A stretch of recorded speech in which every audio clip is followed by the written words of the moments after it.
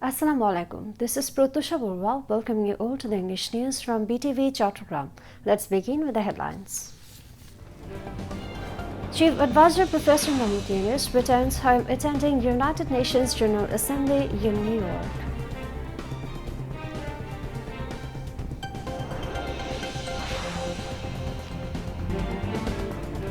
Bijay Dashami today, 5-day-long Durga Puja, main religious festival of Hindu community, ends with immersion of goddess Durga's idols.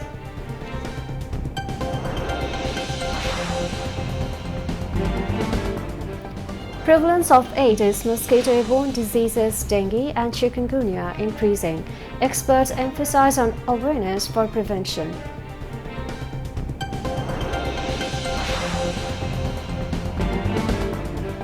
Israeli military intercepts global summit flotilla with more than 200 activists from 37 countries.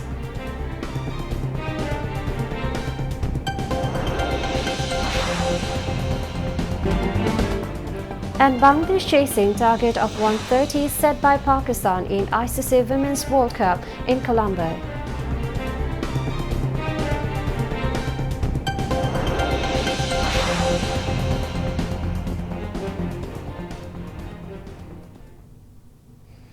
Viewers, those were the headlines, and moving on to the details. Chief Advisor Professor Mahmoud Yunus returned home after attending the United Nations General Assembly in New York. A flight of Emirates Airlines carrying the Chief Advisor and his entourage landed at Dhaka Hazrat Shahjalan International Airport at 9 a.m. this morning. During his USA visit, Professor Yunus delivered his speech at the 80th session of the United Nations General Assembly on September 26. On September 30, he spoke at the opening session of the high-level conference on the situation of the Rohingya Muslims and other minorities in Myanmar at the United Nations headquarters. Besides, during his New York visit, Professor Yunus attended a reception hosted by U.S. President Donald Trump in New York. During the visit, Professor Yunus held a meeting with the United Nations Secretary-General Antonio Guterres and other high officials of the organization. The Chief Advisor also joined bilateral meetings with heads of governments and states of a number of countries. Bijay Dashami today, the 5-day-long Durga Puja, the main religious festival of the Hindu community, ended with the immersion of the idol of goddess Durga. The members of the Hindu community immersed Durga idols at various places in Chattogram, including Potinga Sea Beach, Pathurghata and Parki Sea Beach in Anwara. The idols from different puja mandaps of the city were taken to be immersed from noon.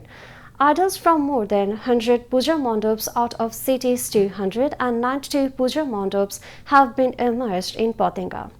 City Corporation Mayor Dr. Shahadat Hussain visited the immersion program at Potinga Sea Beach. Mentioning Chattogram, a city of religious harmony, the city mayor said Durga Puja was celebrated peacefully with the participation of all in the city.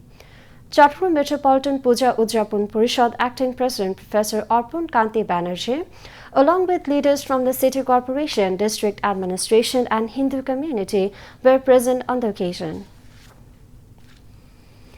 Chief Advisor's Press Secretary Muhammad Shafiul Alam has said that the Sharadiya Durga Puja has been celebrated peacefully and joyfully across the country and thanked everyone for sincere efforts.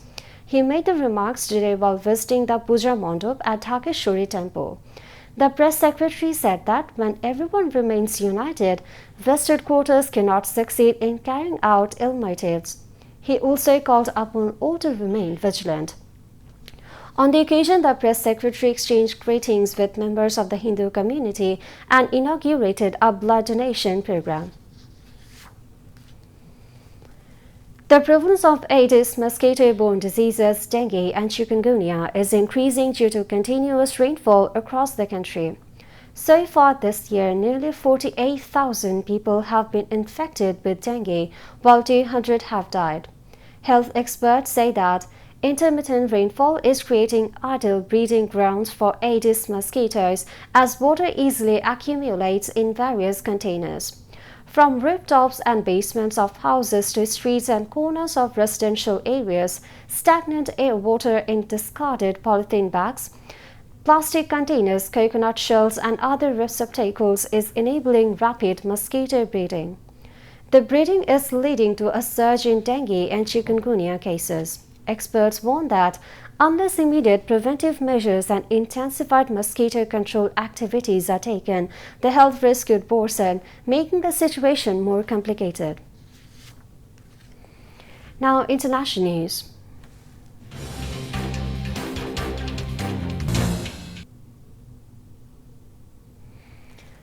The global Semir flotilla has confirmed that the Israeli military has intercepted at least 13 of its vessels as they sail towards Gaza in international waters.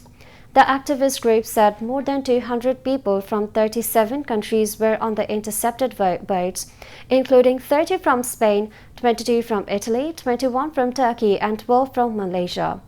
About 24 activist vessels carrying aid are still sailing toward besieged Gaza, including one that entered its territorial waters. Meanwhile, demonstrations have taken place in major cities around the world, including Ankara, Mexico City, Bogota, Buenos Aires, and Madrid, in response to Israel's interception of the flotilla. President Gustavo Petro has expelled Israel's entire diplomatic delegation from Colombia, condemning an interception as a new international crime by Benjamin Netanyahu. Malaysian Prime Minister Anwar Ibrahim has condemned Israel's intimidation and coercion of vessels carrying unarmed civilians and life-saving humanitarian supplies for Gaza. Pakistan has condemned Israel's interception of dozens of vessels in the Semir flotilla as a dastardly attack. Turkey's foreign ministry called Israel's attack on the global Semir flotilla an act of terror that endangered the lives of innocent civilians. Spain has summoned Israel's top representatives in Madrid in response to Israeli commandos intercepting the Gaza-bound flotilla. Brazil has condemned the interception of the Gaza-bound flotilla with several Brazilian nationals on board, including lawmaker Lucian Luins, by the Israeli Navy.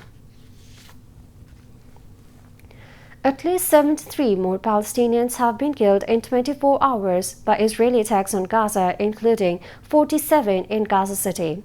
Since October 7, 2023, a total of 66,148 people have been killed and 168,716 injured in Gaza due to Israeli aggression. Meanwhile, U.S. President Donald Trump has issued an executive order pledging security guarantees for Qatar. This comes after Israel's unprecedented attack on Doha last month. The order promises that if Qatar is attacked again, the United States will ensure its security and, if necessary, respond with military action.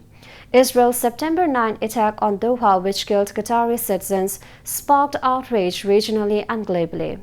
Israeli Prime Minister Benjamin Netanyahu apologized to Qatar on Monday for the deaths caused in that assault. United States lawmakers have failed to make progress on ending the partial shutdown of the federal government, with Republicans and Democrats blocking rival stopgap spending bills for a second straight day. The U.S. Senate on Wednesday voted down the devolving proposals by margins that mirrored similar efforts the previous day and that had also failed to avert the shutdown. Senators rejected the Republican proposals to extend government funding until November 21 in a 55-45 vote. The Democrats' bill, which ties an extension of government fundings to about $1.5 trillion in new healthcare spending, filed with 53 votes in favor and 47 against, with all Republicans against opposed.